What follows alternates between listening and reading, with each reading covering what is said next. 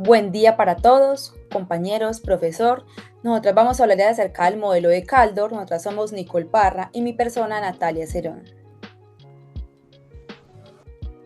Listo, para empezar, digamos, a redondear un poco más acerca de este modelo, vamos a empezar con una frase que dice: hay tres tipos de economistas: los que teorizan sin medir, los que miden sin teorizar y aquellos que observan lo que hay a su alrededor y tratan de modernizarlo. Caldor es un maestro artesano de la última categoría. Esto, digamos, se dijo en un simposio acerca, digamos, de toda la parte de los modelos Caldor. Listo, ya para empezar y contextualizarlos un poco más, tenemos que hablar de quién es Nicolás Kaldor. Él es un economista británico de origen húngaro, profundamente influido por la economía keynesiana y de ideario sociodemócrata. Él intentó realizar una síntesis de toda la teoría de Keynes y de estos dictados económicos más clásicos y ortodoxos, a lo que realizó una serie de aportaciones.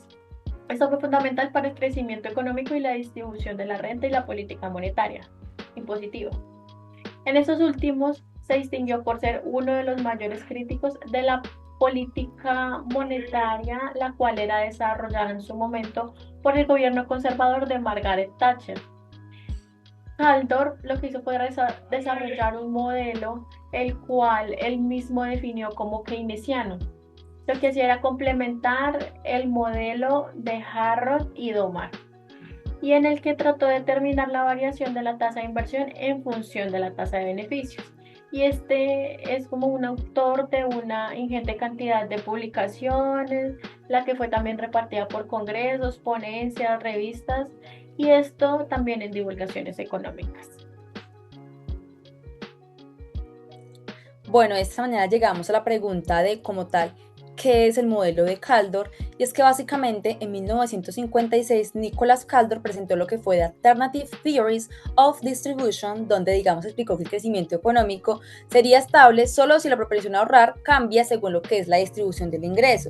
Entonces, básicamente nos digo que como los capitalistas ahorran más que los trabajadores, la manera en que se reparte el ingreso influye en lo que es la inversión y pues también en el crecimiento.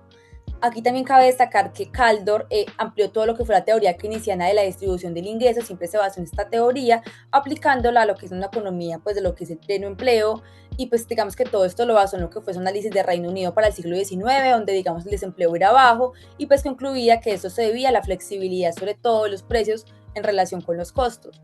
Acá cabe destacar que como en teoría Kaldor como que postuló tres supuestos básicos. Por un lado está que la economía es cerrada, por el otro es que no hay una intervención del gobierno y en tercero es que lo que es el output o producción se financia únicamente con beneficios empresariales o pues lo que son ingresos salariales. Acá como podemos ver como en esta parte del gráfico ilustramos un poco más como toda la parte de lo que es el modelo de Kaldor. Lo que es el eje X muestra lo que es la tasa de inversión como vemos a continuación, lo que es el eje Y muestra la tasa de crecimiento del ingreso, la curva T muestra cómo la inversión deseada crece con el crecimiento económico.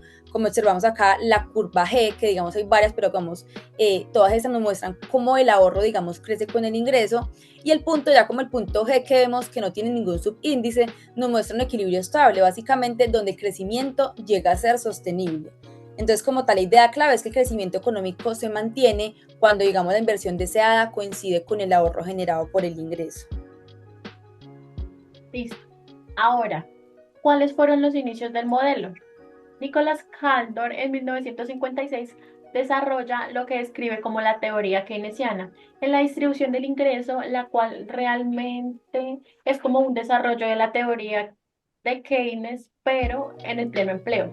Para su análisis, Kaldor se basó en estudios sobre el desempeño en Reino Unido, más o menos para finales del siglo XIX, de la segunda mitad del siglo XIX, donde el promedio del desempleo fue porcentualmente muy pequeño y dichas condiciones de equilibrio laboral la suponían como la causa de flexibilidad de precios con respecto a los costos. Dentro de este modelo supone que, como ya se mencionó, la economía es cerrada, sin gobierno, y que además el output solamente es financiado por los beneficios empresariales y los ingresos salariales agregados. Listo. Acá llegamos un poco más a lo que es para qué sirve este modelo de Kaldor. Postulamos como tres principios básicos. Por un lado está el explicar el crecimiento económico, y es que eso significa que el crecimiento no depende solo como de cuánto capital hay o cuánto trabajo hay, sino de cómo se usan y cómo se reparten entre sí. O sea, básicamente nos habla si la inversión en capital se combina bien con el empleo o el trabajo. De esta manera, digamos, la economía puede crecer de una manera, por así decirlo, sostenida. En segunda instancia, tenemos lo que es el análisis de la distribución del ingreso, y es que Kaldor, digamos, siempre estuvo interesado en cómo esa distribución del ingreso entre capitalistas y trabajadores impactaba todo lo de la demanda agregada. Entonces nos hablaba que la forma en que se reparte el ingreso afecta directamente lo que es el consumo y lo que es el ahorro. Como, digamos, los capitalistas suelen ahorrar más, si reciben más ingresos, puede, digamos, haber lo que es una mayor inversión, pero si los trabajadores reciben más, pues también hay mayor consumo. Entonces, digamos que era un crecimiento o un equilibrio entre ambos conceptos. De igual forma, tenemos el tercero, que es la determinación de la tasa de crecimiento, y básicamente nos habla de que el crecimiento económico no solo depende de cuánto se invierte, sino de también, digamos, en la parte de cómo se utilizan esos recursos. Entonces, una economía puede crecer más rápido si lo que es la inversión y el trabajo pues están bien distribuidos y organizados dentro de lo que es un sistema productivo. Ahora tenemos los predecesores del modelo y su comparación. Como ya les mencioné anteriormente, John Maynard Keynes es el predecesor más importante, ya que sus ideas fueron basadas en el modelo y la teoría de él. Él fue una de las principales influencias de Kaldor, especialmente en lo relacionado con la demanda agregada y la importancia de la inversión en la economía. También lo que hizo Kaldor fue ampliar las ideas keynesianas, incorporando una perspectiva como de largo plazo sobre el crecimiento y la distribución del ingreso. Acá tenemos una tabla comparativa entre lo que fue como el modelo de Kaldor contra lo que fue el modelo de Keynes. Tenemos varios aspectos tales como el enfoque temporal. Tenemos que el modelo de Kaldor está en un largo plazo en cuanto al crecimiento de la distribución, y el modelo de Keynes es a corto plazo, esto en la demanda agregada y el empleo.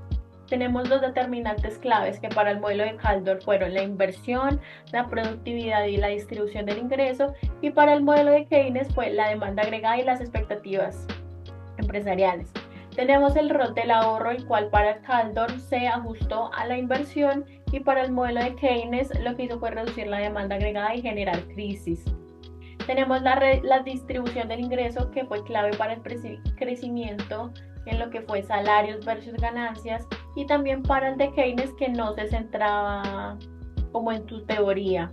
Y tenemos el crecimiento económico, que para Kaldor fue explicado en inversión, progreso técnico y distribución, y para Keynes lo que hacía era no analizar el crecimiento en detalle. La política económica para el modelo de Kaldor se hablaba sobre la distribución y la industrialización y redistribución del ingreso, y para Keynes la política fiscal y monetaria lo que hacía para estabilizar. Y por último tenemos la relación entre la inversión y el crecimiento, que para Kaldor hablaba de que la inversión generaba ahorro, crecimiento a largo plazo, y para el modelo de Keynes hablaba sobre que la inversión dependía sobre la confianza empresarial. Listo, acá seguimos un poco con los supuestos teóricos que nos ha planteado Kaldor alrededor de toda su investigación. Es que por un lado, digamos que se tiene como que la economía capitalista, digamos, debe existir como dos clases sociales dentro de esa misma economía, que son por un lado los capitalistas con un subíndice de C y los trabajadores con un subíndice de W. También cabe destacar que dicha teoría, digamos, se halla en pleno empleo, que la inversión no es exógena, que cada clase social tiene como su propio ahorro que depende de su ingreso o producto marginal en este caso, y también digamos que ese producto marginal de los capitalistas supera siempre el producto marginal de los trabajadores. Aquí también cabe destacar que como se ve en la ecuación acá abajito, es que ese ahorro, que es S sub W de los trabajadores, y también el S sub C, que es de los capitalistas, debe ser mayor a cero, y en este caso menor a uno, donde también, digamos, cabe destacar que la economía no debe tener como esa relación con el exterior. Acá, digamos, también este modelo de Kaldor describe una economía cerrada con ese pleno empleo, donde esos capitalistas y trabajadores tienen, digamos, como lo que son diferentes niveles de ahorro, y su crecimiento depende de esa distribución del ingreso. Listo, acá seguimos con todo lo que es el desarrollo del modelo. Por un lado tenemos como dos bloques, principalmente lo que es la parte de identidades, que es el punto A. Esto nos habla de que el producto por el lado de los ingresos es igual a la suma de la masa del salario y la masa del beneficio. Esto lo vemos, digamos, representado en Y, que es ese, digamos, ingreso igual a esa masa del salario, que es W, y masa del beneficio, que se representa por el B. Acá también cabe destacar que este producto agregado es igual a lo que al ingreso nacional básicamente, y es que el ahorro agregado, que en este caso representado por la siguiente ecuación que es S, se desdobla entre dos, digamos, ahorros. Por un lado, el ahorro de los trabajadores, que es S sub W, más el ahorro de los capitalistas, que en este caso es S sub C. Acá seguimos con otro bloque y es el B y nos habla de la ecuación de comportamiento. Básicamente acá habla de que el ahorro de los capitalistas, que en este caso es SS sub C, depende directamente de su ingreso, digamos, de los beneficios dado su producto marginal a ahorrar. Entonces, como vemos acá, este ahorro de los trabajadores, este ahorro de los capitalistas, que es SC, se multiplica por ese beneficio como tal, el beneficio como tal marginal. También debe ser mayor a cero y menor a uno.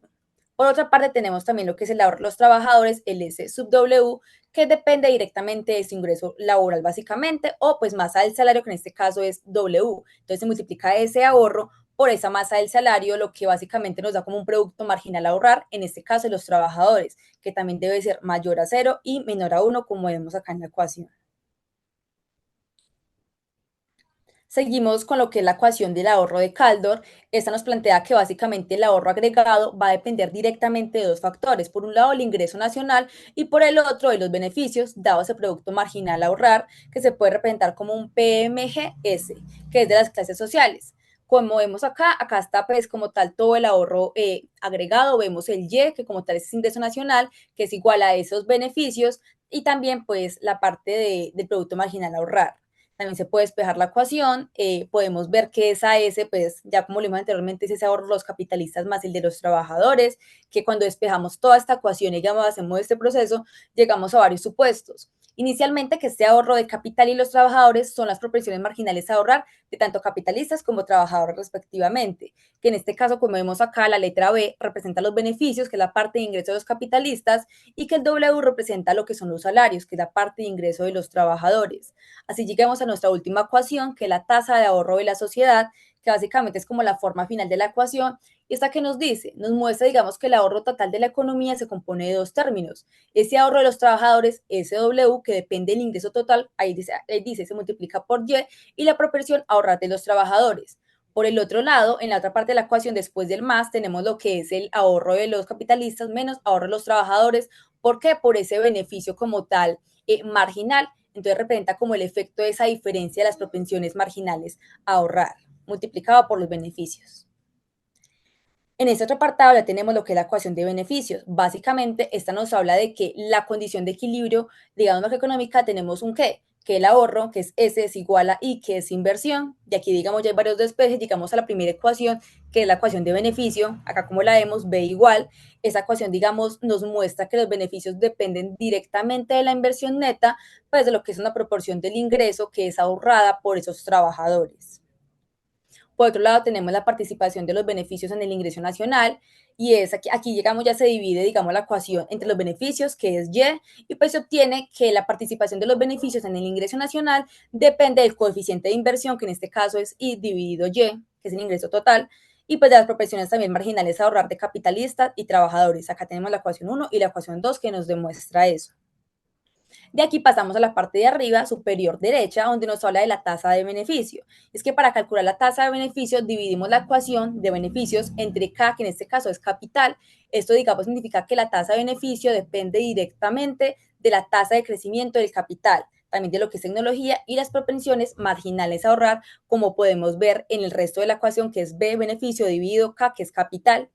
Y por último, tenemos unas definiciones como iniciales que básicamente se definen de esta manera. Pues la primera nos habla o nos representa la tasa de beneficio, B dividido K. La siguiente nos define, digamos, la tasa de crecimiento de todo lo que es el stock de capital. Y la tercera es como tal ya la relación producto-capital que indica cuánta producción como tal se genera por unidad de capital. Entonces, como tal, esta teoría de la distribución pues señala que las clases sociales se basan en su producto marginal para ahorrar. De acá seguimos un poco más con la ecuación de crecimiento económico, va un poco relacionado con la anterior, con ese mismo supuesto de ese ahorro es igual a inversión. vemos, digamos, también acá diferentes ecuaciones. Tenemos como la básica, que es GK. Esto básicamente expresa la relación entre producto-capital en términos, digamos, del inverso de la relación de producto, de capital-producto, que en este caso vemos acá relacionada en la ecuación número 4, que básicamente nos habla de que el crecimiento se transforma en lo que es un crecimiento proporcionado, que vemos acá abajo, y nos habla de que para que un crecimiento sea proporcional, se asume que la tasa de crecimiento del capital debe ser igual a la tasa de crecimiento del producto. Como se ve acá en la ecuación, ese GR es básicamente nos representa lo que es endógeno, y como vemos, toda esta teoría de crecimiento nos habla de una economía cerrada, que es lo que en toda, digamos, exposición nos ha hablado Kaldor. Todo eso significa que la tasa de crecimiento del producto está determinada por esa tasa de ahorro de la sociedad, que debe ser eficiente de capital y en este caso también debe ser endógena. Ahora tenemos las variaciones entre los factores exógenos y los factores endógenos. Calder en su momento planteó que no se puede analizar el crecimiento económico viendo la economía como un todo homogéneo. Él destacó la importancia de estudiar los sectores por separado, ya que cada uno contribuye de una forma como especial y distinta al desarrollo. Especialmente hizo énfasis en el papel central del sector manufacturero. Una de sus ideas era que el crecimiento económico estaba fuertemente ligado al crecimiento del sector manufacturero. Según Kaldor, esto sucede durante una etapa como intermedia del desarrollo económico cuando los países estaban en transición desde una economía inmadura hacia una un poco más desarrollada y un poco más madura. En este enfoque también forma parte de lo que él llamó crecimiento endógeno, donde el crecimiento no dependía solamente de los factores externos como la tecnología que viene de fuera, de otros países, sino también las dinámicas internas como el aumento de la productividad dentro de la industria. Y acá seguimos con las tres leyes de crecimiento de Kaldor en la parte, digamos, teórica. Y ese crecimiento, bueno, la primera es el crecimiento del PIB, depende del crecimiento del sector manufacturero. Acá, digamos, Kaldor afirma que el crecimiento del sector manufacturero es impulsado, como por así decirlo, directamente con el crecimiento del PIB, lo que se da, digamos, a que la industria genera lo que es empleo, aumenta lo que es la inversión y también lo que es la demanda de productos de otros sectores, arrastrando así, digamos, con toda la economía. La segunda la segunda ley como tal nos habla de que la productividad de la manufactura aumenta con su expansión.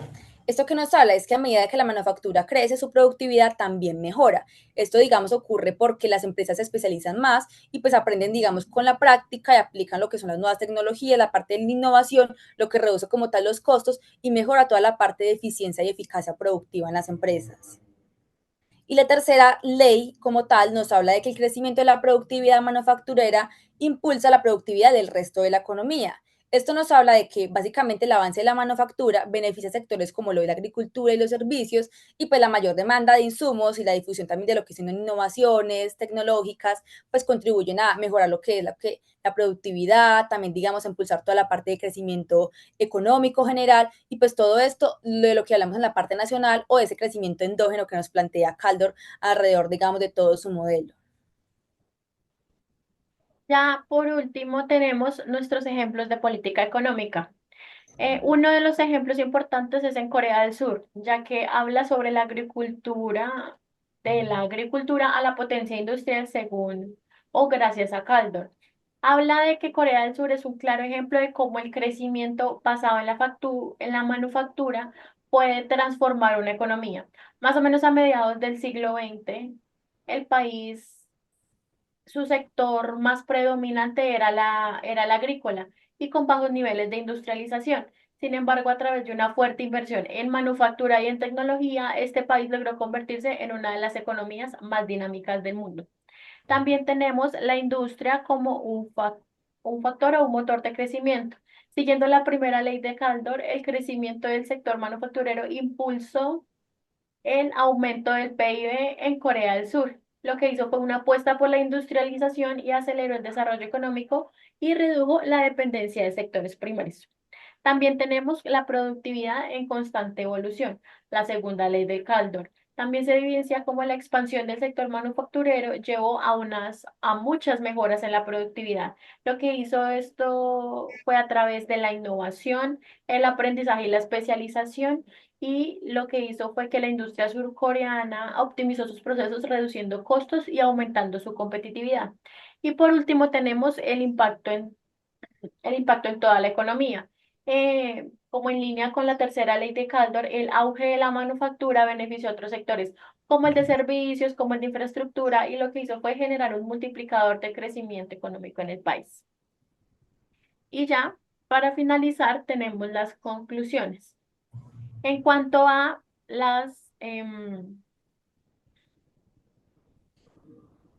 el crecimiento económico que depende de la distribución del ingreso. Haldor demostró que la manera en que se reparte el ingreso entre capitalistas y trabajadores lo que hacía era impactar directamente el desarrollo entre el ahorro y la inversión. Y por tanto, el crecimiento económico tuvo una distribución equilibrada, permitiendo que los grupos puedan contribuir de manera eficiente al desarrollo de la economía. También tenemos lo que la tasa de crecimiento es endógena. A diferencia de algunos modelos clásicos, Caldor planteó que el crecimiento no es algo externo o fijo, sino que también depende de variables internas al sistema económico, como se mencionaba, el ahorro y la inversión en cada clase social. Esto permite explicar cómo las economías pueden ajustar su ritmo de crecimiento y pues esto lo hacen partiendo desde una estructura productiva y social. Y por último tenemos que el sector manufacturero es clave para el desarrollo. Con las tres leyes de crecimiento, Caldor posiciona a la industria manufacturera como el motor de crecimiento sostenido. Como se mencionaba en el ejemplo de Corea del Sur, la mejora en la manufactura, mejoraba la productividad del ingreso y que también esto impulsa no solamente, la expansión impulsa no solamente el crecimiento del PIB y la productividad, sino que esto también tiene efectos positivos sobre el resto de la economía, lo que hace es generar como un círculo virtuoso de desarrollo. Muchísimas gracias por su atención.